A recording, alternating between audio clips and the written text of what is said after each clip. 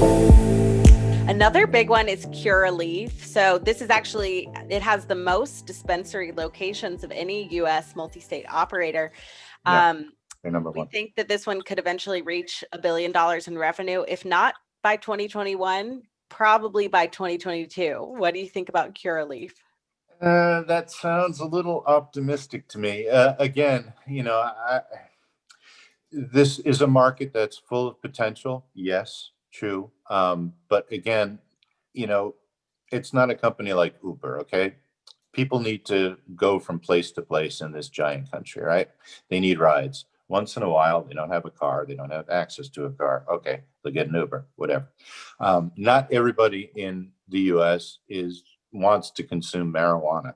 I mean, it's a big niche, granted, but it's a niche.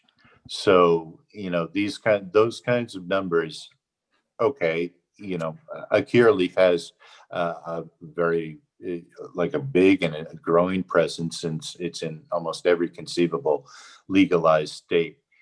Does that make it a potentially $1 billion company? I'm not sure. They could eventually. I mean, if they keep going at the pace they've been going lately, I'm looking at like the past 2 or 3 years, and we get a reasonable amount of legalization, if not full federal legalization, at least like whatever 4 or 5, 6, 7 new states coming on board and legalizing at least recreational marijuana. Um, yeah, it's possible. I don't see that happening in the next year or two. I would see that more as a long-term thing, 4 or 5 years optimistic.